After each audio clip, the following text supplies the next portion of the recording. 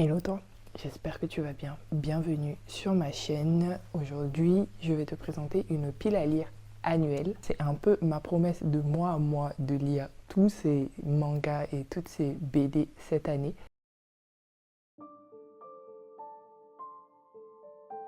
Au début de l'année 2024, j'étais en train de dire dans une de mes vidéos, je m'en rappelle, ouais, cette année, ça va être l'année des graphiques, ça va être l'année des mangas, j'ai une frénésie de mangas, préparez-vous. Et puis pouf, panne de lecture. J'ai quand même lu des mangas, mais j'arrivais pas à faire des vidéos, et puis j'en ai pas lu tant que ça au final. Mais cette année, notez bien, c'est l'année des graphiques. Je vais vous en recommander plein. Donc on va commencer tout de suite avec la partie manga. Donc il n'y aura que deux parties, hein, manga et BD. J'ai quelques comics, mais je ne les mets pas dedans parce que je ne suis pas sûre de vouloir les lire cette année. Bon, on verra, c'est pas les miens, c'est ceux de Yann. Il y en a certains quand même qui m'intéressent. Pour la pile à lire des mangas, juste pour vous dire, 70-75% des mangas que je vais vous présenter, prenez ça comme des recommandations parce que c'est souvent des suites pour moi. Et je les continue forcément parce que j'ai bien aimé ce que j'ai commencé, sachant que je vais toujours vous présenter le tome 1, lire le synopsis du tome 1 pour ne pas vous spoiler, mais je vous dirai à chaque fois à quel tome je suis. On va commencer très vite avec le manga que vous avez vu tout le début de cette année avec moi, Full Metal Alchemist, manga de fantasy un petit peu steampunk qui suit deux frères qui sont à la recherche de la pierre philosophale pour retrouver leur corps. Voilà, on est dans un monde qui ressemble au nôtre, mais voilà, avec la présence de l'alchimie qui est considérée comme étant une science. Et de l'adulte, c'est très violent. Je suis actuellement au tome 3, même si je connais toute l'histoire. Je me rappelle pas exactement de la fin, mais j'avais regardé l'animé. Donc voilà, je vous recommande vraiment vivement parce que pour le coup, celui-là, dans l'histoire, je ne suis pas juste au tome 3. Je connais toute l'histoire. Si c'est votre type de cam, bien sûr, n'hésitez pas à vous lancer dans ça. On continue avec un que j'ai commencé l'année dernière et que j'avais bien aimé mais j'ai jamais pu continuer. C'est Monster de Naoki Urasawa. Celui-là c'est aux éditions Big Kana. Donc c'est le volume numéro 1 sur, je crois qu'il y en a 8. Donc voilà, c'est des rééditions, des doubles éditions de Monster. Donc Monster c'est un classique qui est très connu. On va suivre un docteur dont j'ai oublié le nom. Il s'appelle Docteur Tema. Donc c'est un chirurgien qui un jour va être face à un dilemme, entre guillemets. Un jeune garçon très blessé, quasiment mourant, va être présenté sur sa table d'opération et quand il va vouloir le soigner, enfin lui faire une opération, on va lui dire non, il y a le maire de la ville qui vient d'arriver, qui a besoin de vos soins, il faut laisser ce petit garçon, ce no-name en fait, et il faut vous occuper du maire. Et du coup le choix du médecin va aller vers le jeune garçon. Sauf que des années et des années après, il va commencer à avoir des meurtres et le principal suspect, ça va être ce jeune garçon que le médecin a sauvé il y a X années.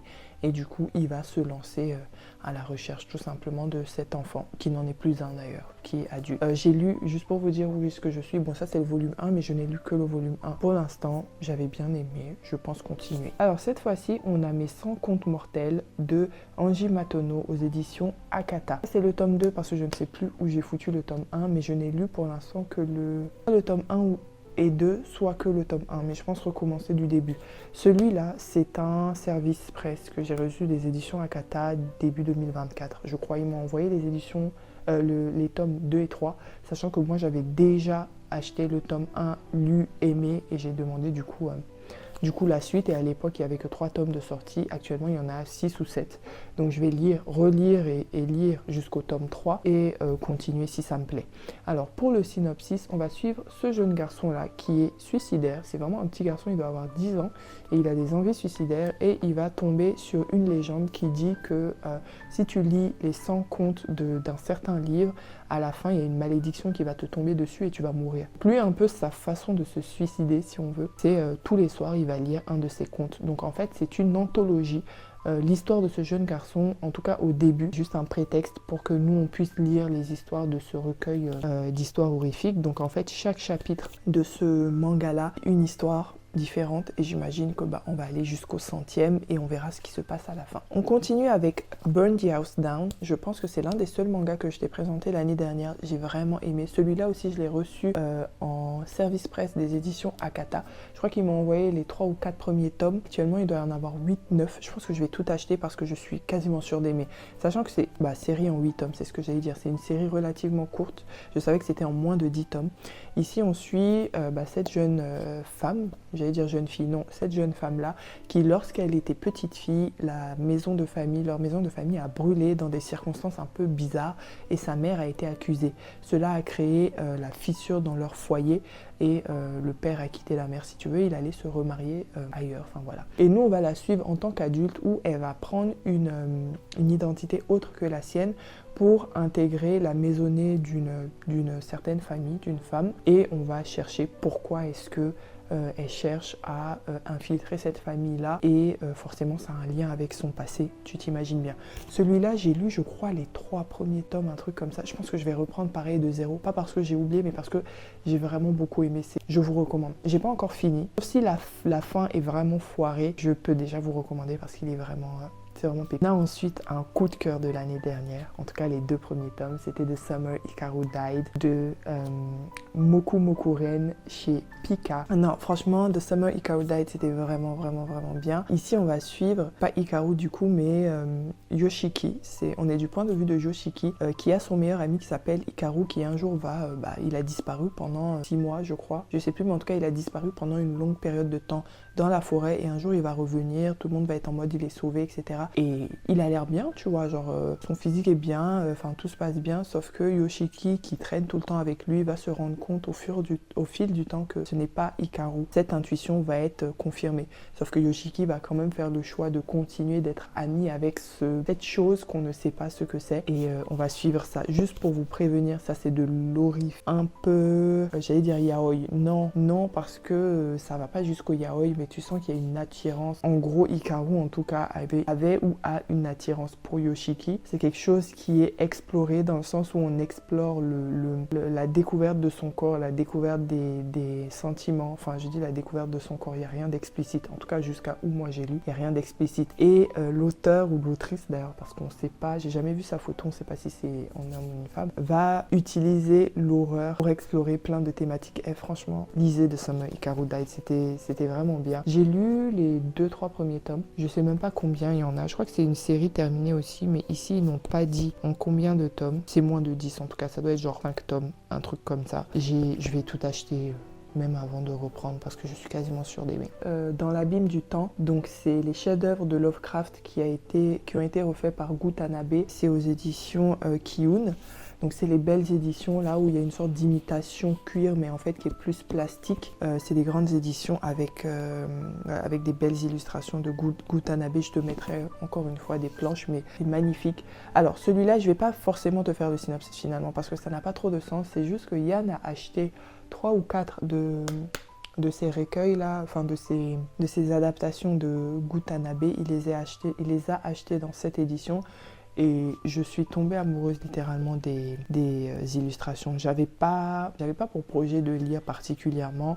Vous savez, je lis beaucoup de livres d'horreur inspirés de Lovecraft, mais je ne lis pas forcément lui ses histoires. C'est pas que je ne veux pas, c'est juste que les synopsis de ses histoires à lui-même, c'est bizarre, mais ne m'attirent pas particulièrement. Là où les inspirations m'attirent plus, enfin bref. Mais en même temps, quand je lis des inspirations, souvent des auteurs noirs, donc il y a souvent aussi leur petite patte culturelle qui m'attire. Bref, je parle trop, mais je vais pas te lire le synopsis, juste te dire que je vais me lancer dans cette collection-là.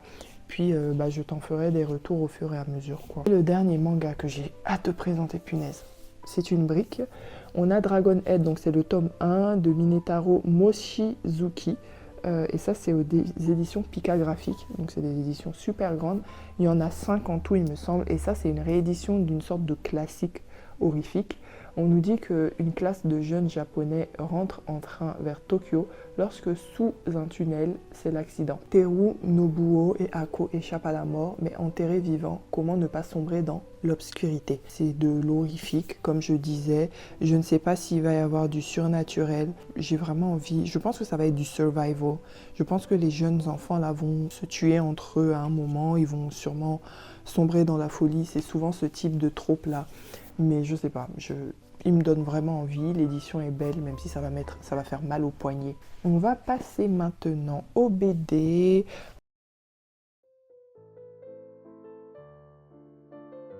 En commençant par la seule BD documentaire que j'ai à te présenter, c'est Le Monde sans fin de Jancovici et Blaine.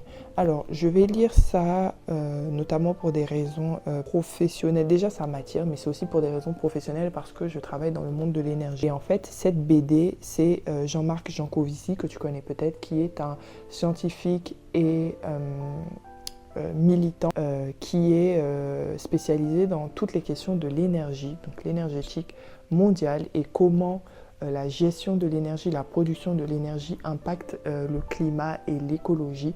Et en fait, on va retrouver toutes ces recherches, ces conclusions, ces prises de position illustrées dans cette BD-là. Et il me semble aussi qu'il va aborder une petite partie économique. Voilà, le style graphique, je t'avoue, ne m'attire pas particulièrement, mais c'est typiquement le style graphique des BD documentaires. J'en ai lu plein avant, donc je pense pas que ça va me poser problème. On passe maintenant à Le Patient de Timothée Le Boucher. Je t'avoue que celui-là, c'est pas le synopsis qui m'a attiré particulièrement, c'est l'auteur. Timothée Le Boucher est l'auteur de Ces jours qui disparaissent, qui a été un méga coup de cœur. Je ne sais plus si je l'ai lu en 2023 ou en 2024, une de ces deux années-là. Mais ici, on va se retrouver dans un thriller où on nous dit que la police arrête une jeune fille errant dans la rue, couverte de sang, un couteau à la main. En se rendant chez elle, les agents vont découvrir avec effroi que toute sa famille a été assassinée. 6 ans plus tard, Pierre Grimaud, l'unique survivant du massacre de la rue des Corneilles, va se réveiller d'un profond coma. Adolescent de 15 ans, qu'il était au moment des faits, est aujourd'hui un jeune homme de 21 ans. Désorienté, encore paralysé et souffrant d'amnésie partielle, il est pris en charge par le docteur Anna Kiefer, psychologue spécialisé sur les questions de criminologie et de victimologie. Pendant leur séance, Anna va tenter de l'amener à se souvenir des circonstances du drame malgré ses pertes de mémoire. Elle lui parle de la présence mystérieuse d'un homme en noir qui hante ses rêves, probable réponse inconsciente à son traumatisme. Après plusieurs rendez-vous, Anna découvre en Pierre un être sensible et très intelligent. Touchée par son histoire, elle se met même à le prendre en affect. Petit à petit, une véritable complicité s'installe entre eux. Anna n'imagine pas à quel point ce patient va changer sa vie. J'ai vraiment hâte parce que Ces jours qui disparaissent m'avaient vraiment marqué. Et si c'est du même acabit, ça va être encore un coup de cœur. On continue avec, pareil, le second, du coup la suite plutôt d'un coup de cœur. C'est Le Fils de Pan de Fabrizio Dori. Donc Fabrizio Dori, c'est celui qui avait écrit, je ne sais plus c'était quoi, je ne sais plus le nom. Et on suivait le même personnage principal qu'ici. Si je m'en rappelle, je vais vous mettre une image comme d'habitude.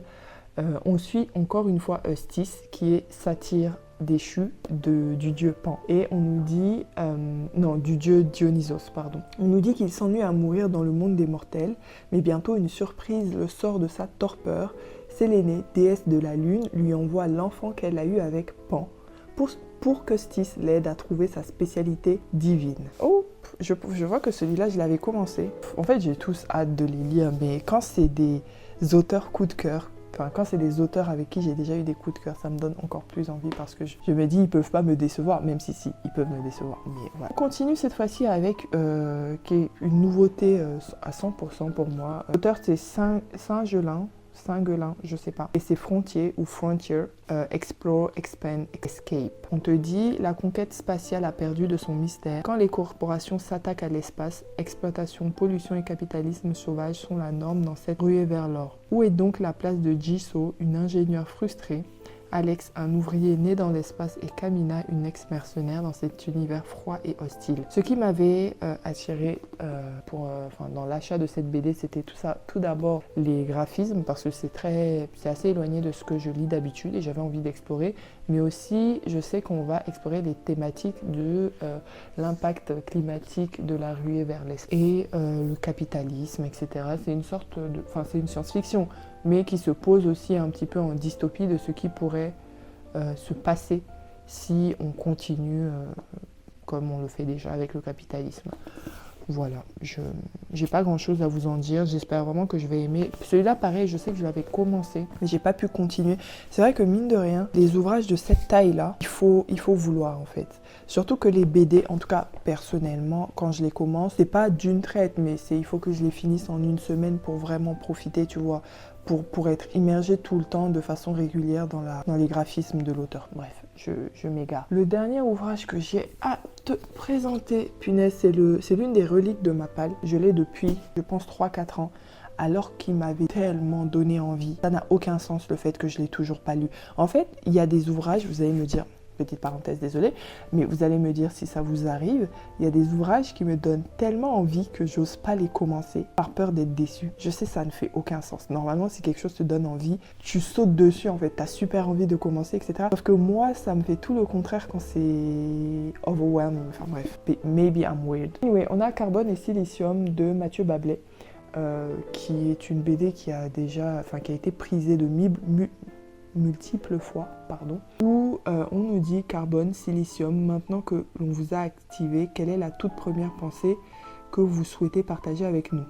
Donc l'un des deux répond: les humains sont le vrai problème de la planète, la seule solution est de tous les détruire. La personne répond: quoi? Et l'autre personne répond, enfin Carbone ou Silicium, je sais pas, répond: on plaisante. C'est un scénario que l'on retrouve dans 738 œuvres fictionnelles diverses, allant des films aux nouvelles littéraires en passant par les jeux vidéo. La personne répond: vous m'avez fait peur. Et Carbone ou Silicium, je sais pas, répondent: ne paniquez pas, vous savez déjà comment vous allez finir de toute façon, non?